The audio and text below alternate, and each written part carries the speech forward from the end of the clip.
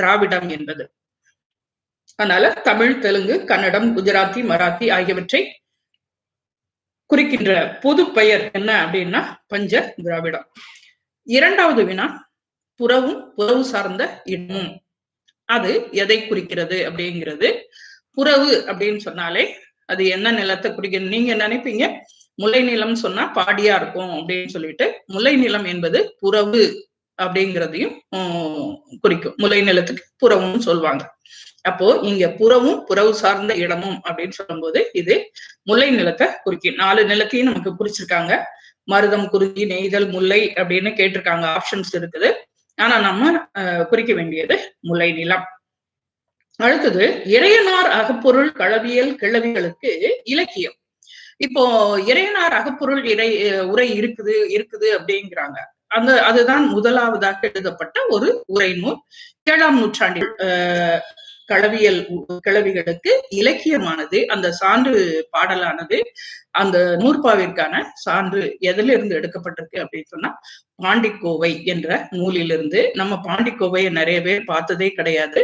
ஆனா இப்போ பதிப்பிச்சிருக்காங்க. அதையும் வாங்கி நீங்க பார்க்கலாம். ரொம்ப அழகான நூல். நம்ம தஞ்சை வாணன் கோவை நம்ம பார்த்திருப்போம்.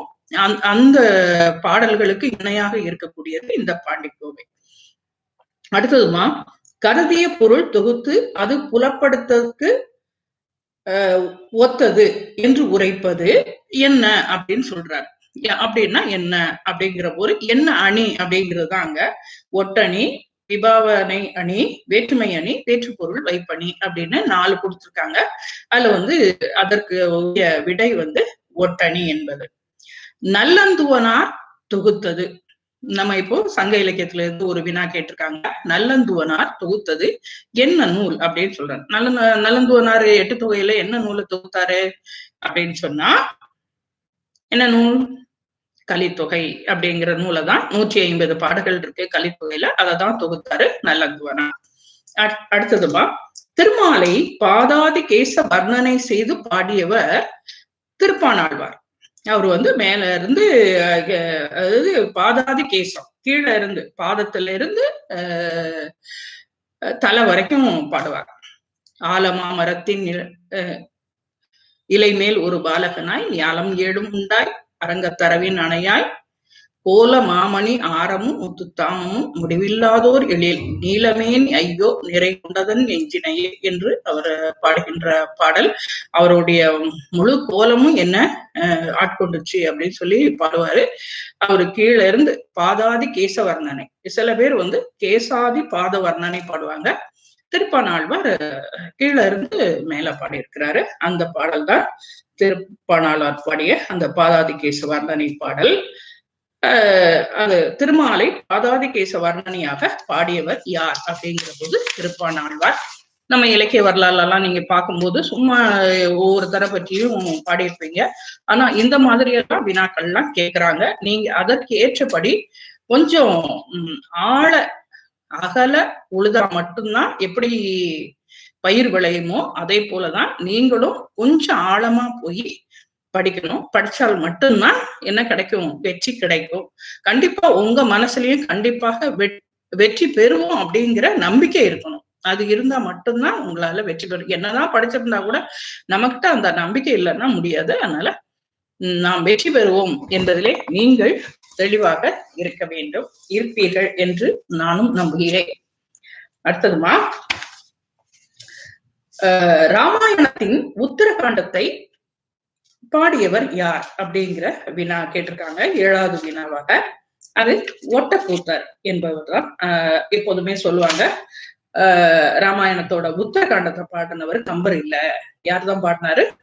ஒட்டக்கூத்தர் தான் பாடியிருக்காரு அப்படின்னு சொல்லுவாங்க. அதனால ஒட்டக்கூத்தர் தான் அதை பாடியிருக்கிறார். அடுத்ததுமா, இலியட், ஒடிசி ஆகிய காப்பியங்களுக்கு நிகரானதாக ஜியு போப்பு ஒரு நூலை சொல்றாரு, ஒரு காப்பியத்தை சொல்றாரு. அது என்ன அப்படின்னு சொன்னா அது என்னவா இருக்கும்? இதுவரைக்கும் கேள்விப்பட்டிருக்கீங்களா? சீவக சிந்தாமணி என்ற நூலை தான் நம்மளுடைய காப்பியத்திலே 50 காப்பியங்களிலே ஒன்றாகிய சீவக சிந்தாமணி. சீவக சிந்தாமணியை எழுதினவர் யாரு? நல்லா தெரியும் அப்படின்னு நினைக்கிறேன். அதனால அது தெரிஞ்சவங்க நீங்க கீழே கமெண்ட் பண்ணுங்க.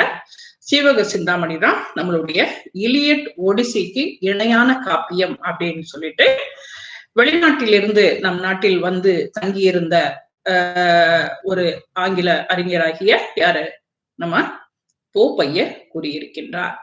அவர்தான் திருக்குறளை மொழிபெயர்த்திருக்கின்றார், நாலடியாரை மொழிபெயர்த்திருக்கின்றார்.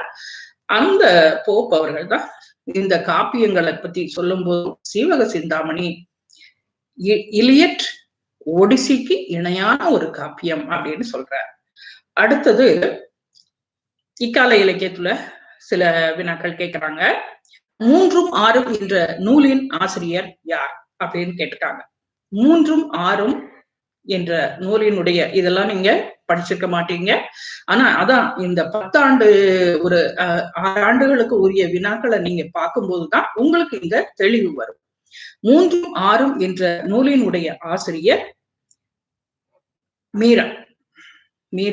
மீரா நீங்க வந்து புதுக்கவிதையில படிச்சிருப்பீங்க. அவர் தான் வந்து 3ம் 6ம் என்ற புதுக்கவிதை நூலை எழுதியவர். அடுத்ததுமா இலக்கணத்துல இருந்து ஒண்ணு கேட்டிருக்காங்க. யாப்ல இருந்து சீருடன் சீரினை இய புணர்ப்பது என்ன அப்படின்னு சொல்றாரு. சீரோட சீர் இணையும் போது புணர்வது என்னன்னு பாத்தீங்கன்னா தலை அப்படிங்கிறது. அது அசை, தலை, தொடை, அடி அப்படின்னு. இதுல நம்ம இங்கி பிங்கி பாங்கி எல்லாம் போட முடியாது. நமக்கு தெளிவா தெரிஞ்சா மட்டும்தான் நம்ம என்ன செய்ய முடியும், போட முடியும். அடுத்ததுமா பெண்டு பிளஸ் அடுத்தது வந்து அதுவும் இலக்கணத்துல வந்துதான் புணர்ச்சி தான் கேக்குறாங்க. பெண்டு பிளஸ் கை அப்படின்னு சொல்லிட்டு இது ரெண்டும் இணையும் போது என்னமா உருவாகும் அப்படின்னு சொல்றாரு. பெண்டன் கை, பெண்டங்கை, பெண்டின் கை, பெண்டாங்கை, இந்த 4ஐயும் கொடுத்து எது அப்படிங்கிறத கேட்டிருக்காங்க. பெண்டன் கை. அடுத்ததுமா அகிலனின் புகழ்பெற்ற புதினங்கள் என்ன? அதுல 4 புதினங்கள் கொடுத்திருக்காங்க. வானம் வசப்படும், சித்திரப்பாவை, குறிஞ்சித்தேன், பாவை விளக்கு. இந்த 4ஐயும் கொடுத்துட்டு முதலும் 3ம் சரி, 2ம் 4ம் சரி, 2 சரி 4 சரி அப்படின்னு கேட்டிருக்காங்க. முதலாவதாக சொல்லப்பட்டிருக்கிறது வானம் வசப்படும் என்ற நூல். அதை எழுதினவர் யாருங்கிறத நீங்க தெரிஞ்சுக்கணும். வானம் வசப்படும் என்ற நூலை எழுதியவர் நீங்க கமெண்ட் பண்ணுங்க, நான் சரியான்னு பார்ப்பேன். அடுத்தது 2வது சித்திரப்பாவை, 3வது குறிஞ்சித்தேன். குறிஞ்சித்தேனை யார் எழுதினாரு? வானம் வசப்படும் யார் எழுதினாரு? நீங்க கமெண்ட் பண்ணீங்கன்னா நல்லா இருக்கும் எனக்கு. குறிஞ்சித்தேன் யார் எழுதினாரு? எல்லாருக்கும் தெரிஞ்சது. நீங்க நாவல்ல படிக்கும் போது கண்டிப்பா படிச்சிருப்பீங்க. எல்லாமே நமக்கு ஞாபகத்துல இருக்கணும். இலக்கிய வரலாறு படிக்கிற போது இந்த செய்திகளை நம்ம மனசுல கொண்டு வரணும். அப்படின்னா மட்டும்தான் நம்ம வந்து யூஜிசி நெட் பாஸ் பண்ண முடியும். யூஜிசி நெட் அப்படின்னு சொன்னோடனே அது வந்துடாது இல்லையா? அதனால நமக்கு அந்த ஞாபகத்துல இது எல்லாமே இருக்கணும். நீங்க கமெண்ட் பண்ணுங்க. குறிஞ்சித்தேன், வானம் வசப்படும் 2 நாவல்களையும் யார் எழுதினார்கள் என்று. அதுக்கப்புறம் சித்திரப்பாவை, பாவை விளக்கு, இந்த 2 நாவல்களையும் எழுதியவர் நம்ம அகிலன். அதனால அதுல 2ம் 4ம் சரி அப்படின்னு கொடுத்துருக்கிறதுதான் நீங்க டிக் பண்ணணும். அப்போ ஓரளவு இப்போ 4 நாவல்களை கொடுத்து கேட்கும் போது இந்த 4 நாவல்களும் யார் எழுதுனாங்கிறதுல நமக்கு தெளிவா இருக்கணும். இல்லைன்னா நம்ம எதையாவது இது பண்ணுவோம். இதுலதான் நமக்கு என்ன ஆகும், மதிப்பெண்ணானது போகும். அதனால இதுல எல்லாம் நம்ம தெளிவா இருக்கும்போது கண்டிப்பா நமக்கு மதிப்பெண் கிடைக்கும். அடுத்தது வெண்பாவின் ஓசை வகைகள் என்ன அப்படின்னு கேட்கிறாரு. அந்த வினா ஏந்திசை செப்பல், பிரிந்திசை செப்பல், தூங்கிசை செப்பல், ஒளிகிசை செப்பல் அப்படின்னு கொடுத்துட்டு 4 கொடுத்துட்டு இவற்றுள் முதல்ல சொல்லியிருக்காங்க 1, 2, 3 சரி. அடுத்தது 2வது 1, 3, 4 சரி. அடுத்தது 2, 3, 4 சரி. அடுத்தது 1, 2, 4 சரி அப்படின்னு கொடுத்திருக்காங்க. எது சரியானது அப்படின்னு சொல்லிட்டு 2வதாக கொடுத்திருக்கிறது 1, 3, 4 சரி. 1 ஏந்திசை செப்பல், 3 தூங்கிசை செப்பல், 4 ஒழுகிசை செப்பல். இதுதான் வெண்பாவினுடைய ஓசை வகைகள். அப்போ நமக்கு வெண்பாவினுடைய ஓசை வகைகள் நல்லா தெரிஞ்சிருக்கணும். ஆசிரியர் பாவினுடையது, இப்படி எல்லா பாவினுடைய ஓசை வகைகளும் அதனுடைய இலக்கணமும் நம்ம ஓரளவு திருப்பி பார்த்திருக்கணும். திருப்பி பார்த்திருந்தா மட்டும்தான் நம்ம எழுதுறது தெளிவா எழுத முடியும். நம்ம யுஜிசி நெட் பாஸ் பண்ண முடியும். அடுத்ததுமா இந்திரா பார்த்தசாரதி நாடகங்கள் எழுதக்கூடியவர், நாவலும் எழுதக்கூடியவர். அந்த இந்திரா பார்த்தசாரதி அவர்கள் படைத்த நாடகங்கள் என்ன அப்படின்னு கேக்குறாங்க. ஔவையார், மழை, வயிறு, பசி. இந்த போன வினாவுல கேட்ட மாதிரிதான் 1, 2 சரி, 3, 4 சரி, 2, 4 சரி, 1, 4 சரி அப்படிங்கிறத நம்ம கொடுத்திருக்காங்க. நமக்கு என்ன சரி அப்படின்னு பாத்தீங்கன்னா 2, 4, மழை, பசி 2 நாடகங்களும் யார் எழுதுனது அப்படின்னா இந்திரா பார்த்தசாரதி அவர்கள் எழுதியது. அடுத்தது பண்டை தமிழர்தம் அணிகலன்கள். அவங்க என்னென்ன போட்டாங்க அப்படிங்கிறது நீங்க வரலாறும் பண்பாடும் படிப்பீங்கல்ல, அப்போ படிச்சிருப்பீங்க அப்படின்னு நினைக்கிறேன். தட்சிணாமூர்த்தியினுடைய புத்தகம் நீங்க படிச்சிருப்பீங்கன்னு நினைக்கிறேன். அந்த புத்தகத்துல குறிப்பிட்டிருப்பாங்க. அதே மாதிரி நீங்க இன்னொரு புத்தகம் படிச்சிருப்பீங்கன்னு நினைக்கிறேன். நிறையதான் வரலாறும் பண்பாடும் பத்தி படிச்சிருக்கீங்களே, அந்த இதுலதான் நம்ம அவருடைய அணிகலன்கள் பத்தியும் இருக்கும். பண்டை தமிழர்களின் அணிகலன்கள் என்ன அப்படிங்கிற போது இதே மாதிரிதான் மோசை, விரிசிகை, குரம்பை, பருமம் அப்படின்னு கொடுத்துட்டு அதுல 1, 2, 3 சரி, அதுக்கப்புறம் 1, 2, 4 சரி, 2, 3, 4 சரி, 1, 3, 4 சரி அப்படிங்கிற 4 விதமா கொடுத்திருக்காங்க. அந்த 4 விதத்துல எந்த 3 நமக்கு சரியா இருக்கு, எது 1 நமக்கு தேவையில்லாதது, எது அணிகலனை பற்றிய குறிப்பு இல்லாதது அப்படிங்கிறதுதான் இதுல மோசை, விரிசிகை, பருமம் இந்த 3 தான் சரியான விடை. குரம்பை அப்படிங்கிறது அணிகலன் கிடையாது. அடுத்ததுமா பிஞ்சு வகைகள். இப்போ ஒரு காய் காய்க்குது அப்படின்னு வச்சீங்கன்னா அந்த பிஞ்சுக்கு நம்ம இலக்கியத்துல என்ன சொல்லிருக்காங்க அப்படிங்கிறத சொல்றாரு. அது ஒன்று மூசு, செங்காய், குறும்பை, சச்சல் அப்படிங்கிறது. நம்ம குறும்பை சொல்லுவோம், கொஞ்சம் பெருசா இருக்கிறத குறும்பை அப்படின்னு சொல்லுவோம். ஆனா அந்த பிஞ்சு வகைகளை சொல்லும் போது ரொம்ப பிஞ்சா இருக்கிறது அத மூசு, குறும்பை, அடுத்தது சச்சல். அதான் அந்த நல்ல லைட்டா விளைஞ்சு வர்ற அந்த காய். அதுக்கு அந்த பிஞ்சு வகைகளுக்கு மூசு, குறும்பை, தென்னையில நம்ம சொல்லுவோம் அந்த குறும்பை அப்படின்னு சொல்லுவோம், அந்த குறும்பை, சச்சல். இது 3மே பிஞ்சு வகைகளை தான் குறிப்பிடுது. செங்காய் அப்படின்னு இன்னொன்னு ஆப்ஷனல் இருக்கு.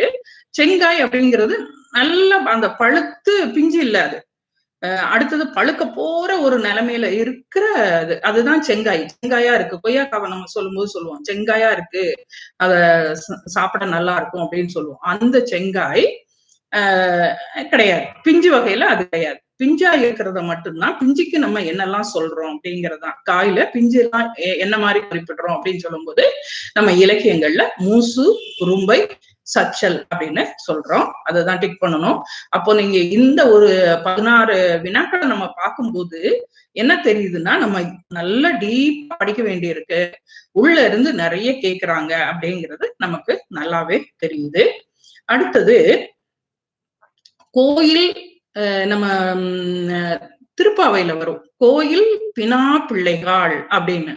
அந்த கோயில் பினாக்கள் நீங்க அந்த பாட்டை பார்க்கும்போது இவ சொல்றதா வரும், ஆண்டாள் சொல்றதா வரும், கோயில் பினா பிள்ளைகள் அப்படின்னு, கோயில் பினாக்கள்.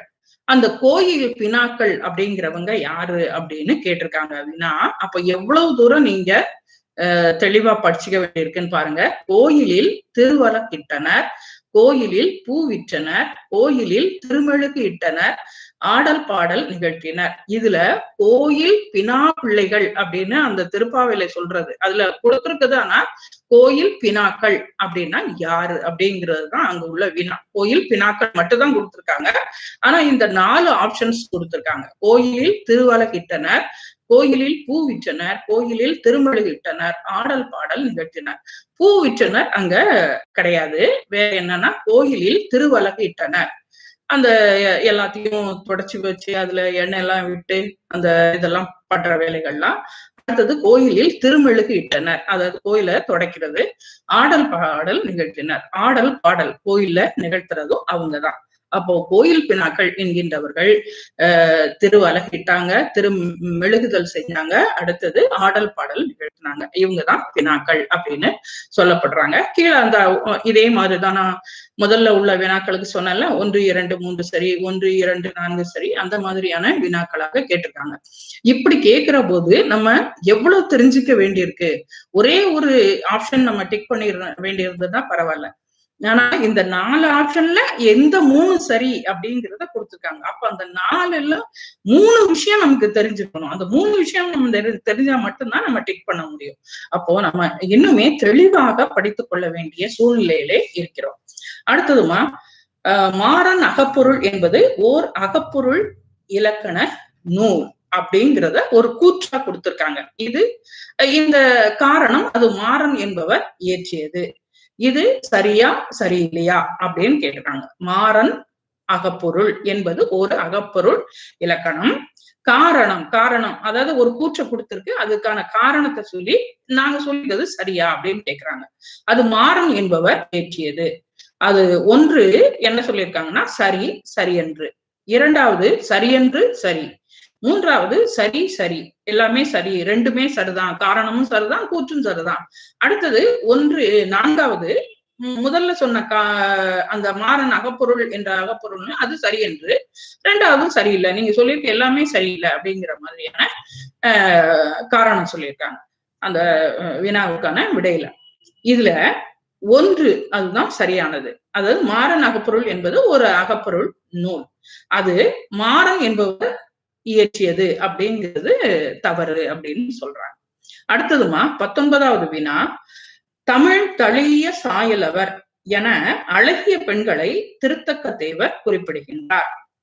காரணம், திருத்தக்க தேவர் மகளிர்பால் தனி ஈடுபாடு உடையவர். திருத்தக்க தேவர் யாரு அப்படின்னு பாத்தீங்கன்னா யாரு கேக்குறவங்க கமெண்ட் பண்ணீங்கன்னா நல்லா இருக்கும். திருத்தக்க தேவர் மகளிர்பால் அன்புடையவரா ஈடுபாடு உடையவரா அப்படின்னு பாத்தீங்கன்னா அவர் ஒரு என்ன முனிவர், சமண முனிவர். அப்படிங்கிற போது அவர் எப்படி மகளிர்பால் ஈடுபாடு உடையவர்களாக இருந்திருப்பாரு? நிச்சயமா இல்ல. அதனால அதுல கீழே கொடுத்திருக்காங்க, 1 சரி சரி, 2 அதனுடைய கூற்றும் சரி, அதனுடைய காரணமும் சரி அப்படிங்கிறது போல, 2வது சரி சரியென்று, 3வது சரியென்று சரியென்று, 4வது சரியென்று சரி. இதுல எதுன்னு பாத்தீங்கன்னா திருத்தக்க தேவர் மகளிர்பால் தனி ஈடுபாடு உடையவர் என்ற காரணம் தவறு. அதனால 2வதாக சொல்லப்பட்டிருக்க முதல் சரி, அடுத்தது காரணம் சரியில்லாதது அப்படிங்கறது தான் நம்ம டிக் பண்ணணும். அப்போ நீங்க வேகமா டிக் பண்ணணும், அதே சமயம் நீங்க தெளிவாகவும் டிக் பண்ணணும். இது எல்லாம் மீண்டும் நான் உங்களுக்கு வினாவில கேட்பேன். எல்லா கொஸ்டின்ஸையும் சேர்த்து ஒரு வினாக்களாக உங்களுக்கு கேட்பேன். அப்படி நீங்க கேட்கும் போது இதெல்லாம் படிச்சிருந்தீங்கன்னா உங்களுக்கு கடகடான்னு டிக் பண்ண முடியும். அடுத்தது, உலகமே குவலய கிராமமாக சுருங்கிவிட்டது. காரணம், அறிவியல் தொழில்நுட்பத்துறையில் வியக்கத்தக்க வளர்ச்சி ஏற்பட்டுள்ளது. இது சரி சரியென்று அப்படிங்கிறத இது சாதாரணமான ஒரு வினாவாக கேட்டிருக்காங்க. இது நமக்கே தெரியும். உலகமே ஒரு குவலயமாக கிராமமாக சுருங்கிவிட்டது அப்படிங்கிறது எதன் காரணமாகனா தொழில்நுட்ப வளர்ச்சியின் காரணமாக, அறிவியல் வளர்ச்சியின் காரணமாக. அதனால 2மே சரிதான். 4வதாக 2மே சரி சரின்னு கொடுத்துருக்காங்க, அதை தான் நம்ம டிக் பண்ணணும்.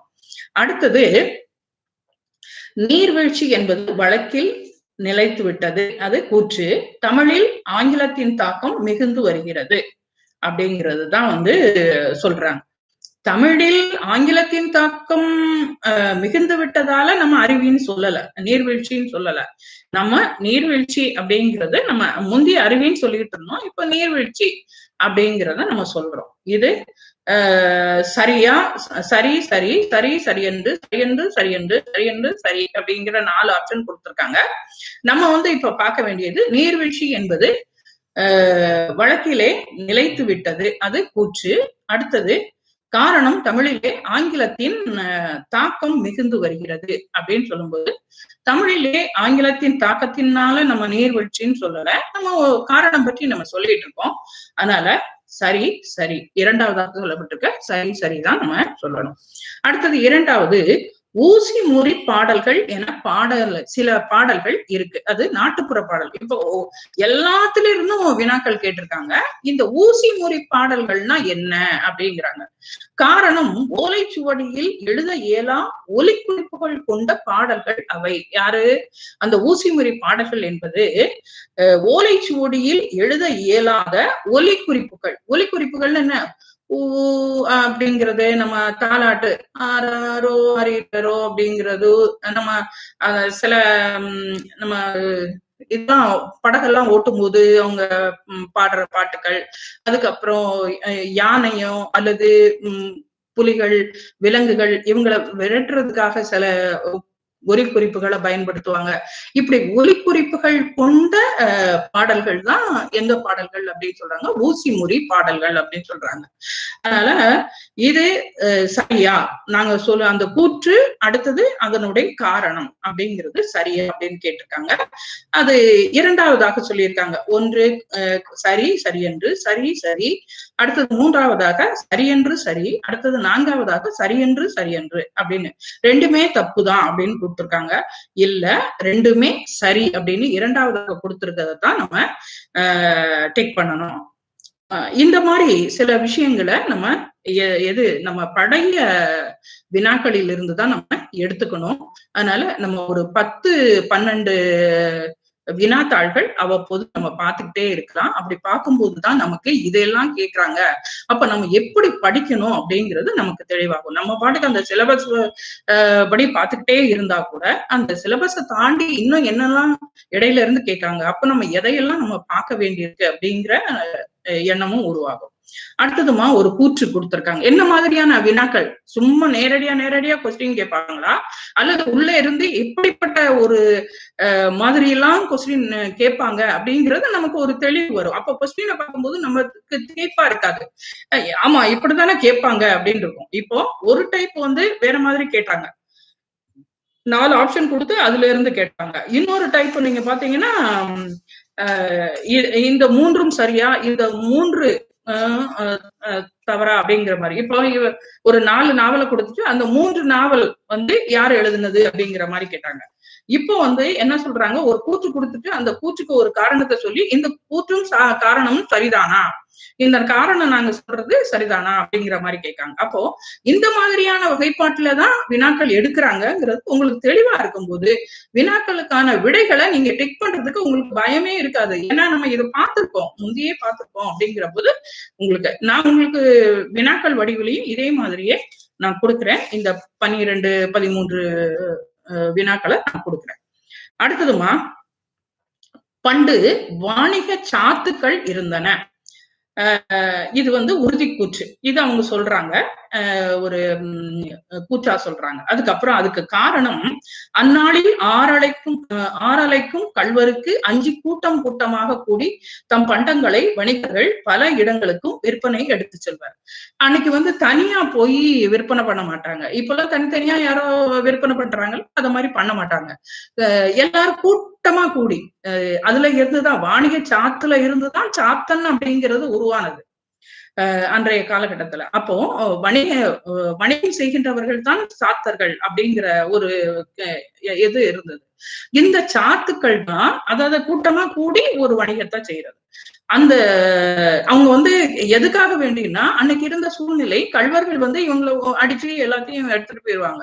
அப்ப இவங்க கூட்டமா இருந்தா இவங்கள யாரும் அடிக்க முடியாது. அதனாலதான் நம்ம வந்து ஒற்றுமையா அன்னைக்கு இருக்கணும் அப்படின்னு சொன்னது. ஒரு கூட்டமா பசுக்கள் இருக்கும்போது எதுவும் வந்து பெரிய விலங்குகள் அடிக்க முடியாது. அதே இது ஒரு தனியா ஒரு பசு இருந்ததுன்னா அதை அடிச்சிருவோம் அப்படிங்கிறதுனால. இந்த கூற்று, இந்த காரணம் இது சரியா அப்படிங்கிற போது முதலாவதாக அதுல கொடுத்திருக்காங்க சரி சரி என்று, சரி சரி சரி சரி என்று, சரியென்று சரியென்று இந்த பாருங்க, நீங்க கொடுத்துருக்கிறது பாத்தீங்கன்னா உங்களுக்கு தெரியும். சரி சரியென்று சரி அப்படின்னு கொடுத்திருப்பாங்க. இந்த வினாக்களை கொடுத்திருக்க போது அந்த அதன்படிதான் நம்ம பார்க்கணும். இப்போ ஒன்று சரி சரி அப்படின்னும் போது அந்த சரி சரி சரியானது. அடுத்தது முத்தையா என்னும் தன் இயற்பெயரை கண்ணதாசன் என்று மாற்றிக்கொண்டார். கண்ணதாசன் கவிஞர் 1982 இறந்தாரு. உங்களுக்கெல்லாம் சினிமா பாட்டுல பழைய பாடல்கள்ல அவரு தான் நிறைய எழுதியிருப்பார். காரணம், அவர் பாரதியாரின் கண்ணன் பாட்டு மீது பேர் ஈடுபாடு கொண்டிருந்தார்.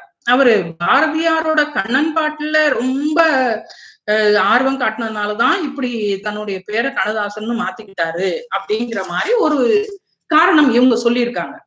இது சரியா அப்படிங்கிற போது நம்ம சட்டுன்னு சரி, யாருக்கு, கண்ணதாசனுக்கு முந்தையவர் கவிஞர் பாரதியார். அதனால அவர் பாரதியார் மேல இருந்த பற்றுதல் காரணமாக அவர் பாடிய அந்த கண்ணன் பாட்டு மேல இவருக்கு ரொம்ப காதல் ஏற்பட்டு அதனால தன்னுடைய பேரை மாத்திக்கிட்டாருன்னா இல்ல. இவங்க சொல்ற காரணத்தை நம்ம சரின்னு நம்ம சொல்லிட்டோம்னா நமக்கு என்ன போச்சு, 2 மார்க் போச்சு, அவ்வளவுதான். அதனால இது சரியா சரியென்றா அப்படின்னு தீர்மானிக்க வேண்டியது நம்ம. முதல்ல கொடுத்திருக்காங்க சரி சரியென்று சரி சரி சரியென்று சரியென்று சரியென்று சரி அப்படின்னு கொடுத்திருக்காங்க. இதுல அவர் பாரதியாரின் கண்ணன் பாட்டு மீது பேர் ஈடுபாடு கொண்டதுனால என்ன பேர் வைக்கல, கண்ணதாசன் பேர் வைக்கல அப்படிங்கிற அந்த 2வது காரணம் தப்பு. ஆனா அவர் தன்னுடைய முத்தையா என்ற இயற்பெயரை கண்ணதாசன் என்று மாற்றிக்கொண்டார் என்பது உண்மை. அதனால சரி சரியென்று, முதலாவது சரி, 2வது கூற்று காரணம் தவறு, கூற்று சரி காரணம் தவறு அப்படிங்கிறத நீங்க சொல்லணும். அடுத்தது 25வது வினாவுக்கு வந்திருக்கோம். ஆதிநாதர் பிள்ளைத்தமிழ் என்ற ஒரு சிற்றிலக்கியம் உண்டு, அது கூற்று. அந்த நூலை இயற்றியவர் யாருன்னு பாத்தீங்கன்னா ஆதிநாதர் அப்படிங்கிறது. ஆதிநாதர் பிள்ளைத்தமிழ் அப்படின்னு சொன்னா நீங்க உங்களுக்கு சட்டன் ஞாபகத்துக்கு வரணும், ஆதிநாதர் பிள்ளைத்தமிழ். அப்போ ஆதிநாதர்ங்கிறத கடவுளை பத்தின பிள்ளைத்தமிழ், அவ்வளவுதான். முத்துக்குமார சாமி பிள்ளைத்தமிழ் அப்படின்னு வரும், மதுரை மீனாட்சி அம்மன் பிள்ளைத்தமிழ். அப்ப யாருக்காக பாடுறாங்களோ அவங்கள வச்சுதான் அந்த பேரை வைப்பாங்க. இப்போ இங்க ஆதிநாதர் பிள்ளைத்தமிழ்னா அந்த ஆதிநாதர் கடவுள், கடவுளுக்காக ஏற்றப்பட்ட பிள்ளைத்தமிழ். இப்போ என்ன ஆதிநாதர் என்பவர் ஏற்றியதுன்னு கொடுத்துருக்காங்க. ஆதிநாதர் கடவுளே பிள்ளைத்தமிழ் ஏற்றிருப்பாரா அவருக்காக? இல்ல. அப்போ கண்டிப்பா இது சரி என்று நீங்க அதை பத்தி எதுவுமே தெரிஞ்சிருக்கலன்னா கூட உங்களுக்கு அந்த நேரம் ஒரு பிரசன்ஸ் ஆஃப் மைண்ட் வேணும். இது இருக்குமா, கண்டிப்பா இருக்காது அப்படின்னு டக்குன்னு இது சரி சரி சரி என்று சரின்னு இருக்கு, அப்போ சரி சரி என்று. அப்போ 3வதாக கொடுத்திருக்கிறது முதல்ல சொன்ன உறுதி கூற்று சரி, ஆதிநாதர் பிள்ளைத்தமிழ் அப்படிங்கிற நூல் இருக்கு, ஆனா அதற்கான நூலை இயற்றியவர் ஆதிநாதர் அல்ல, அதனை எழுதினவர் வேற அப்படிங்கிறது நீங்க தெளிவா இருக்கணும். ஏன்னா அந்த நூல் ஆதிநாதர் பிள்ளைத்தமிழ் தலைவன், அந்த பாட்டுடைய தலைவன் ஆதிநாதர், அவரே எழுதியிருப்பாரா? இல்ல, நிச்சயமா எழுதியிருக்க மாட்டாரு. உங்களுக்கு அப்போலாம் ஞாபகத்துக்கு வரணும், இது முத்துக்குமார சுவாமி பிள்ளைத்தமிழ், மதுரை மீனாட்சி அம்மை பிள்ளைத்தமிழ், கண்டிப்பா மீனாட்சி எழுதுனா இல்ல, அப்ப வேற யாராவது எழுதியிருக்காங்க, அப்ப கண்டிப்பா இதுவும் அந்த ஆள் எழுதியிருக்க வாய்ப்பு இல்லை அப்படிங்கிறத நீங்க நினைச்சு பார்த்துட்டு டிக் பண்ணணும். அடுத்ததுமா, காங்கேயர் இயற்றிய உரிச்சொல் நிகழ்வில் வந்தனை காணல் வணங்கல் பணிதலே தம் தலை தாழ்தல் சலாம் செய்தல் என்று எழுதியிருக்கின்றார் அப்படின்னு ஒரு கூற்ற சொல்லியிருக்காங்க. காங்கேயர் அப்படிங்கிறவர் ஏற்ற உரிச்சொல் நிகழ்ல என்ன சொல்லியிருக்காரு. அதுக்கப்புறம் அவர் காலத்தில் கிறிஸ்தவ சமயம் தமிழ் மண்ணில் வேரூன்றி விட்டது. யார் காலத்துல? இந்த காங்கேயர் காலத்துல கிறிஸ்தவ சமயம் வேரூன்றி விட்டதுன்னு இவங்க இன்னொரு காரணத்தை சொல்லியிருக்காங்க. என்னன்னா சலாம் செய்தல். சலாம் செய்தல் அப்படிங்கிற சொல்ல நம்ம பயன்படுத்துறது என்னன்னா, யார் பயன்படுத்துவாங்க சலாம் அப்படின்னு? முஸ்லிம்கள் தான் பயன்படுத்துவாங்க. அப்போ இந்த சலாம் அப்போ அவர் காலத்துல கிறிஸ்துவ சமயம் இருந்திருக்குமா? இல்ல. அப்போ முஸ்லிம் சமயம் தான் இருந்திருக்க வாய்ப்பு உண்டு. அப்ப இவங்க சொல்லியிருக்க கூற்று என்னது, காரணம் என்னது, தப்பா சரியா? சரி இல்ல, சரியில்லை அப்படிங்கிறது உங்களுக்கு டக்குன்னு தோணிடணும். சலாம் அப்படின்னு யார் சொல்லுவாங்கன்னா முஸ்லிம் தான் சொல்லுவாங்க அப்படின்ட்டு. அப்ப நம்ம என்ன சொல்லலாம், மூன்றாவதாக கொடுத்திருக்காங்க சரி சரி என்று, சரியில்லை அப்படின்னு சொல்லிடலாம் டக்குன்னு உங்களுக்கு. அதாவது யார் யார் என்னென்ன சொல்ல பயன்படும், அதுதான் நம்மளை சுற்றி நடக்கிற விஷயங்கள்ல நம்ம எப்போதுமே ஆக்டிவா கவனிச்சுக்கிட்டே இருக்கணும். அப்ப கவனிக்கிற போதுதான் இதெல்லாமும் கூட தெரியும். இதை அப்படியே படிச்சு எழுதுறது கிடையாது எப்போதுமே. அந்த பிரசன்ஸ் ஆஃப் மைண்ட் தான் நமக்கு ரொம்ப தேவையானது. அதுதான் நம்ம ஆக்டிவா இருக்கும் போதுதான் அது இருக்கும். நம்ம ஏதோ படிச்சு அப்படியே எழுதிடலாம் அப்படின்னு பார்த்தோம்னா எழுத முடியாது. நமக்கு அந்த நேரத்துல நம்மளுடைய மூளை அப்படியே டக்கு டக்குன்னு வேலை செய்யணும். இதை இவங்க சொல்லலையே, சரி, இந்த சலாம் செய்தல் தான் நம்ம இதுக்காக வேண்டி ப்ரிப்பேர் பண்ணி எல்லாம் படிக்க முடியாது. இது அந்த நேரத்துல அவங்க வினாக்கள் கேட்கிற போது நமக்கு தோண வேண்டிய ஒரு விஷயம். அப்போ நம்ம சுற்றி வர உள்ள பல விஷயங்களை தெரிஞ்சுக்கணும். வாழ்க்கைக்கும் அதுதான் தேவை. நம்ம வெறும் ஏட்டு சுரைக்கா கறிக்கு உதவாதுன்னு சொன்னதே அதுதான். இந்த ஏட்டு சுரைக்காயை வச்சுட்டு நான் இவ்வளவு எல்லாம் படிச்சிருக்கேன், நான் அப்படி செஞ்சிருவேன் இப்படி செஞ்சிருவேன் அப்படி எல்லாம் ஒண்ணும் பண்ண முடியாது. நமக்கு ஒவ்வொரு காலகட்டத்திலையும் முடிவெடுக்கிற திறமை நமக்கு வேணும். அப்படி இருந்தா மட்டும்தான் நம்மளுடைய வாழ்க்கையை நம்ம சக்சஸ்ஃபுல்லா மாத்த முடியும். அதே மாதிரிதான் உங்களுடைய வினாக்களும் கேட்கப்பட்டிருக்கு. அதனால நீங்க நிறைய வினாக்களை பார்க்கணும். நிறைய யுஜிசி தேர்வுகள்ல கேட்கப்பட்ட வினாக்களை பார்க்கணும். அடுத்தது நம்ம இன்னொரு வினாவை பார்க்கலாம். 27வது வினாவாக கேட்கப்பட்டிருக்கு. ஒன்றே குலம் ஒருவனே தேவன் என்னும் நெறியை திருமூலர் வலியுறுத்துகின்றார். ஒன்றே குலம் ஒருவனே தேவன் அப்படிங்கிறது. அதுக்கு காரணம் அவங்க சொல்லியிருக்காங்க, அவருடைய நெறி சமரச சன்மார்க்க நெறி அப்படின்னு சொல்றாங்க.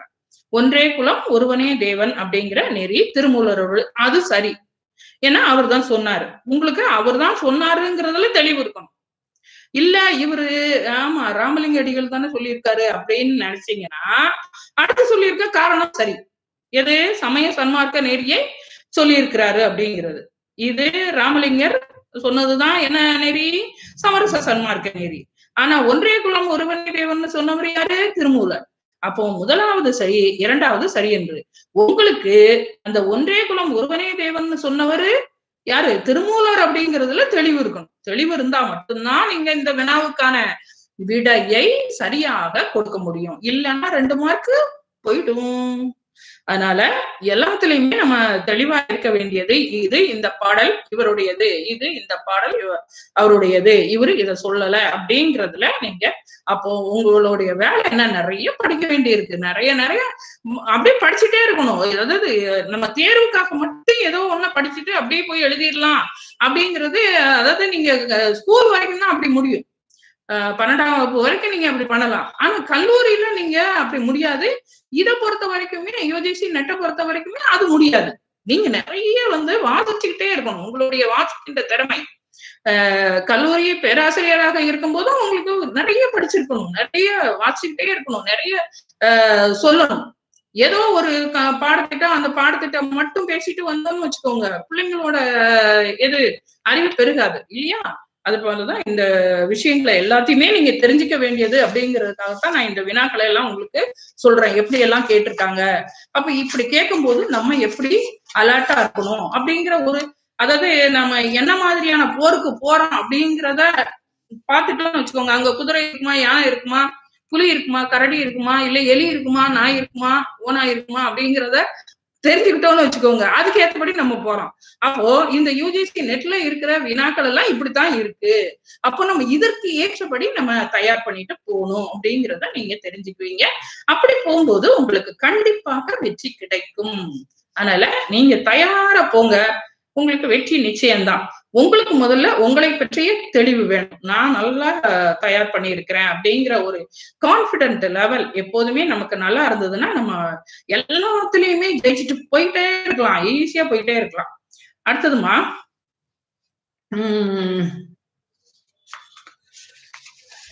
இதெல்லாம் இன்னொரு நாள் பாக்குறேன்.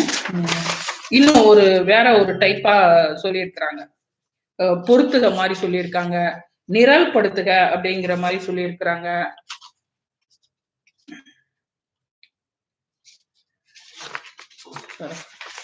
அதையெல்லாம் பொறுத்துகெல்லாம் இன்னொரு நாள் நம்ம பார்க்கலாம். ஏன்னா வேற வேற ஒரு 4-5 டைப்பா இருக்கு உங்களுடைய வினாக்கள், இந்த வினாக்கள் எல்லாமே.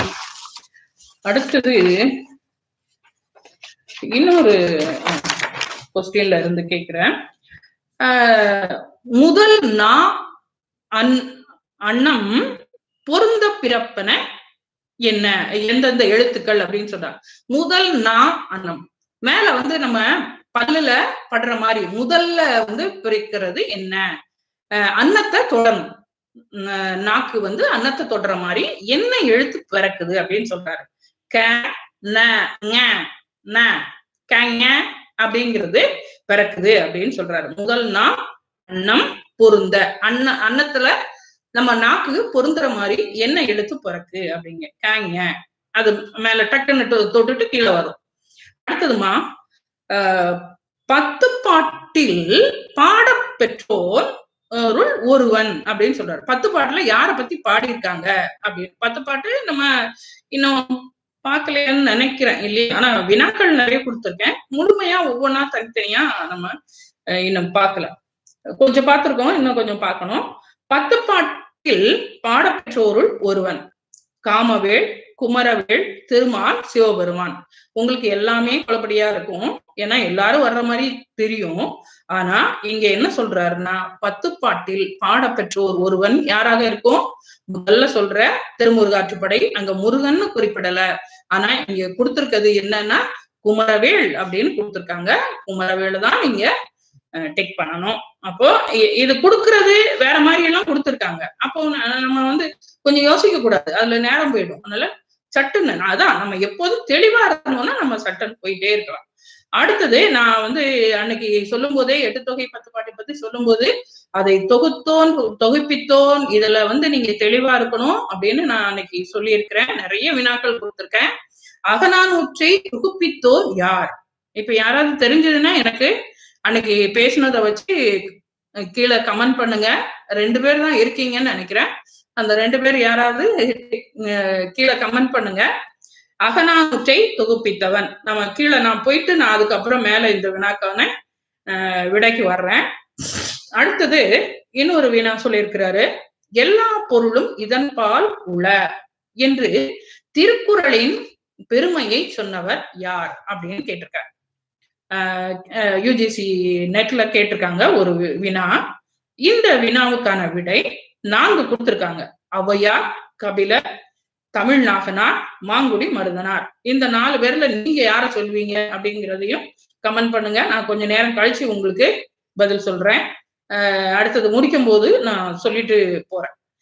அடுத்தது நீங்க அதுக்குள்ள எனக்கு கமெண்ட் பண்ண முடிஞ்சா பண்ணுங்க. நாலடியாரை ஆங்கிலத்தில் மொழிபெயர்த்தவர் யார்? நாலடியார் நான் இப்ப நம்ம பேசிட்டு இருக்கும் போதே நான் சொன்னேன் யாருன்னு சொல்லிட்டு, அதுவும் நல்லாவே தெரியும். இவருக்கான இன்னொரு வினாவை கேட்டிருந்தாங்க. இன்னொரு வினாவிலே யூஜிசி நெட் ஜூன் 2015 அதை பத்தி நம்ம பேசிட்டு இருந்தோம். நாலடியாரை ஆங்கிலத்திலே மொழிபெயர்த்தவர் யார்? அதுக்கு எல்லீசு, பெஸ்கி, வாசரஸ், போப் அப்படின்னு கேட்டிருக்காங்க. போப் தான் சரியான விடை. அடுத்தது குணவாயில் கோட்டம் என்பது யாருடைய கோயில் அப்படின்னு கேட்டிருக்காங்க. புத்தருடைய கோயில், திருமால் கோயில், அருகன் கோயில், சிவன் கோயில். இது 4 கோயில்களை பத்தி சொல்றாங்க. இந்த 4 கோயில்கள்ல எந்த கோயில் யாருடைய கோயில்? குணவாயில் கோட்டம் அப்படின்னு சொல்றது. கோட்டம்ங்கிறது கோயில். அந்த காலகட்டத்துல 2ஆம் நூற்றாண்டுல கோட்டம் அப்படின்னு சொல்லியிருக்காங்க. அந்த கோட்டம் யார்? குணவாயில். குணம்னா எந்த திசை? அதையும் நீங்க குறிப்பிடுங்க.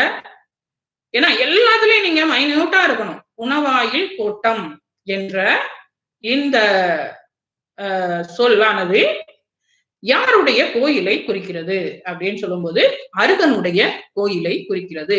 அருகன் எந்த மதத்திற்கு உரியவன்? அதையும் எனக்கு கமெண்ட் பண்ணுங்க.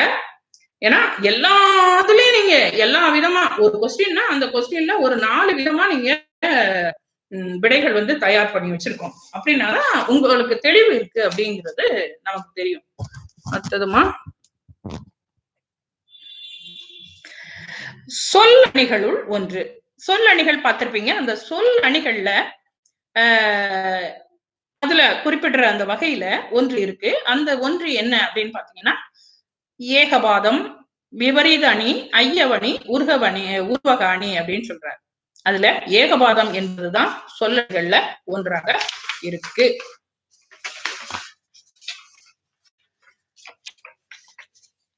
வணக்கம் சரண்யா, எப்படி இருக்கீங்க? வீட்டுக்காரர் நல்லா இருக்கிறாரா?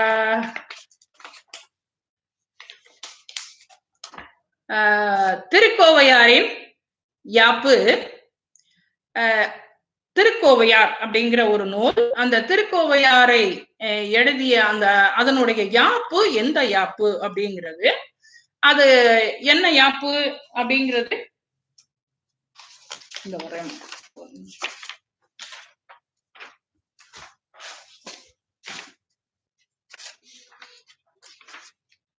திருக்கோவையாரின் யாப்பு அது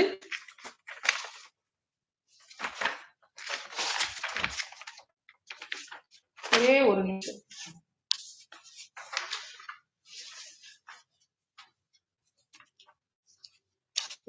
மாறி இருக்கு.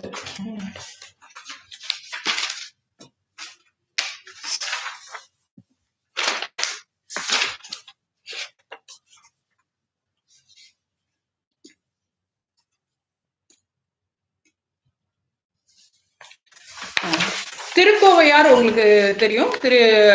கோவை பாடிய பாவை பாடிய வாயால் ஒரு கோவையும் பாடுக அப்படின்னு யார கேட்டாங்களா?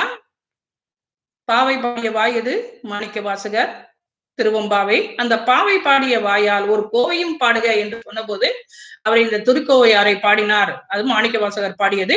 ஏன்னா ஒன்னு சொல்லும் போதே நான் இன்னொன்னு சொல்றதுக்கு காரணம், நமக்கு திருக்கோவையாருன்னு சொன்ன உடனே அது எழுதுனவங்க 4 பேர் பேரை கொடுத்து இது எழுதுனவர் யாருன்னு கேட்கலாம். அப்போ இந்த திருக்கோவையாரை இல்ல பாவை பாடிய வாயால் கோவையும் பாடுக அப்படின்னு யார சொன்னாங்கன்னு கேட்கலாம், எதை வேணாலும் கேட்கலாம்.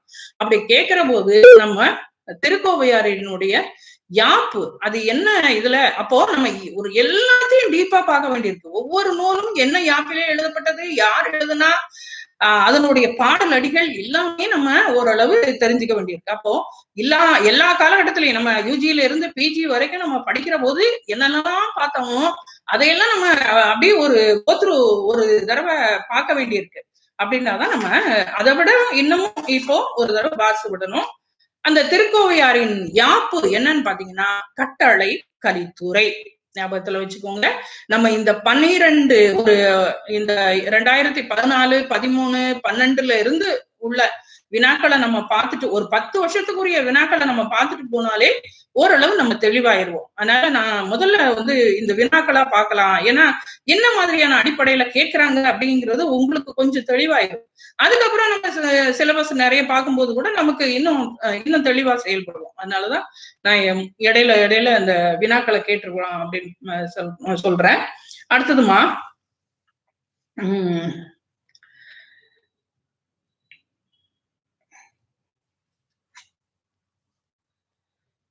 பக்தி சாரன், இது பக்தி இலக்கியத்தை பத்தி கேட்டிருக்காங்க. பக்தி சாரன் என்று அழைக்கப்பட்டவர் யார்? பக்தி சாரன் அப்படின்னு அழைக்கப்பட்டவர் திருமழிசை ஆழ்வார். இந்த திருமழிசை ஆழ்வார் தான் இந்த கிளவிய குமரியாக்குறது இந்த வேலையெல்லாம் பார்த்தாரு. காஞ்சிபுரத்தை சார்ந்தவர். காஞ்சிபுரம் அந்த போற வழியில தானே இந்த திருமழிசை அப்படிங்கிற ஊரே இருக்கு இல்லையா? அதனால இந்த பக்தி சாரன் என்று அழைக்கப்பட்டவர் யாரா? இந்த திருமழிசை ஆழ்வார். அடுத்த வினா, நரி விருத்தம் என்ற நூலின் மைய பொருண்மை. நரி விருத்தம் எழுதினவர் யாரு? காதல் சொட்ட சொட்ட எழுதின யாரு? சீவக சிந்தாமணியை. 8 பேரை சீவகன் திருமணம் பண்ணா அப்படிங்கிற அந்த மனநூல் என்று சொல்லப்படுகின்ற சீவக சிந்தாமணியை எழுதியவர் யாரு? திருத்தக்கத்தேவர். அந்த திருத்தக்கத்தேவர் தான் எதை எழுதினாரு? நரி விருத்தம் என்ற நூலையும் எழுதினாரு. அந்த நரி விருத்தம் என்ற நூலினுடைய மைய பொருண்மை என்ன அப்படிங்கிறது தான். அதனுடைய மையப்பொருண்மை 4 கொடுத்திருக்காங்க. நிலையாமை, துறவு, அன்புடைமை, கொல்லாமை. இந்த 4ல எதை பற்றி அவர் எழுதினாரு அப்படிங்கிறத கேட்டிருக்காங்க. அந்த நரிவிருத்தம் என்ற நூலினுடைய மைய பொருண்மை நம்ம இதுல பார்க்கும்போதே, சிலபஸ்ல பார்க்கும்போதே நம்ம பார்த்தோம். ஒரு இலக்கியத்தை எடுத்துக்கொண்டால் அதனுடைய மைய பொருள் சொல்வது என்ன, அந்த ஆசிரியர் யாரு, அந்த ஆசிரியர் எழுதிய வேறு நூல்கள்லாம் என்ன, அதுக்கு யார் உரை எழுதுனாங்க, அந்த உரை ஆசிரியர்கள் என்ன சிறப்பான குறிப்பு எழுதியிருக்காங்க, இப்படிங்கிறதெல்லாம் உங்களுக்கு வினாவாக கேட்கப்படும் அப்படின்னு தான் குறிப்பிட்டிருக்காங்க. இப்ப இந்த நரிவிருத்தம் அப்படிங்கிற நூல் என்ன மைய பொருண்மை உடையது அப்படின்னா, நிலையாமை என்ற மைய பொருண்மையை உடையது. நீங்க பாத்தீங்கன்னா இந்த காஞ்சிபுரமே நிலையாமை தத்துவத்தை உணர்த்துகின்ற ஒரு ஊர் தான். அந்த காலகட்டத்திலே நிலையாமை உணர்த்தியவர்களாகிய சமணர்களும் புத்தர்களும் இருந்த இடம் என்பது இந்த காஞ்சிபுரம். அடுத்தது தொம்பர் நிகழ்த்தும் கூத்து. தொம்பர் அப்படிங்கிறவங்க நிகழ்த்துகின்ற கூத்தானது என்ன கூத்து அப்படின்னு கேட்டிருக்காங்க. அது தெருக்கூத்து அப்படிங்கிறது. 4 கூத்து கொடுத்திருக்காங்க. பாவை கூத்து, கணியான் கூத்து, களை கூத்து, தெருக்கூத்து. இதுல தெருக்கூத்து தான் சரியான விடை. அடுத்து இந்திய அரசாங்க செய்திகளை கொண்ட அரசு இதழ் வெளிவர காரணமான அரசன். இது தமிழுக்கும் இதுக்கும் சம்பந்தம் இல்லை. தமிழ் இலக்கியத்திற்கும் இதற்கும் சம்பந்தம் இல்லை. ஆனா இதுல இடையில ஒரு செருகல் செய்யிருக்காங்க பாத்தீங்களா? அப்போ நம்ம எல்லாத்துலயுமே ஒரு அலர்ட்னஸ் இருக்க வேண்டியிருக்கு நமக்கு. இந்திய அரசாங்க செய்திகளை கொண்ட அரசிதழ், இப்போ அரசாங்க கசட் அப்படிங்கிறது நம்ம இப்போ பேர் மாத்துறோம் அப்படின்னு சொன்னா நம்ம அந்த அரசு இதழ்ல நம்ம குறிப்பிடணும் நம்மளுடைய பேர் மாற்றப்பட்டுட்டு அப்படிங்கிறத. அததான் நம்ம சான்றா கொடுக்கணும். அப்படி பேர் நம்ம அரசு இதழ் ஒன்று வெளியிடப்பட்டிருக்கு. ஒவ்வொரு மாசமும் நம்ம வெளிவந்துகிட்டே இருக்கும். அந்த அரசு இதழ் வெளிவருவதற்கு ஒரு காரணமாக வித்திட்டவர் யார் அப்படின்னு பார்த்தா 4 பேர் குறிப்பிட்டிருக்காங்க.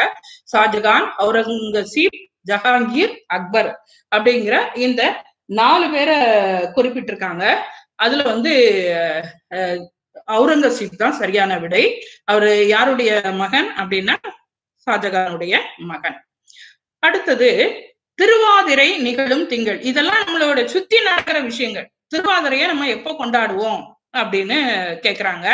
திருவாதிரை எப்ப கொண்டாடுவோம்? நம்ம மார்கழி மாதம். வைகுண்ட ஏகாதசி வரும், திருவாதிரை வரும். இது எல்லாமே நமக்கு மார்கழி மாசம் தான் வரும். அது திங்கள் அப்படிங்கிறது மாசம். அதுல 4 ஆப்ஷன் கொடுத்திருக்காங்க. மார்கழி, ஐப்பசி, புரட்டாசி, கார்த்திகை என்ற 4 ஆப்ஷன் இல்ல மார்கழிங்கிறது சரியான விடை. இப்போ இது வரைக்கும் நம்ம பார்த்துக்கிட்டு இருக்க வினாக்களோட முடிச்சுக்கலாம் அப்படின்னு நினைக்கிறேன். கிட்டத்தட்ட 1 மணி நேரம் ஆக போகுது. நீங்களும் ரொம்ப நேரம் கேட்டா உங்களுக்கு போர் அடிச்சிடும். வேணும்னா இன்னைக்கு சாயங்காலம் வேணாலும் வரேன்.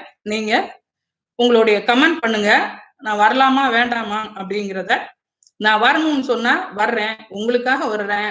நிறைய நம்ம வினாக்களை பார்க்கலாம். என்றும் உங்களோடு நான் இணைந்திருப்பேன். உங்களுடைய வெற்றிக்காக என்னால் இயன்ற முயற்சிகளை செய்வேன் என்று உறுதி கூறி இப்போது விடைபெறுகிறேன். நன்றிமா. இதுவரைக்கும் என்னோட இணைந்திருந்ததற்கு 2 பேர் இணைஞ்சிருக்காங்க. 2 பேருக்கும் என்னுடைய நன்றி. சரண்யா இருக்காங்க, இன்னொருத்தங்க யாருன்னு எனக்கு தெரியல.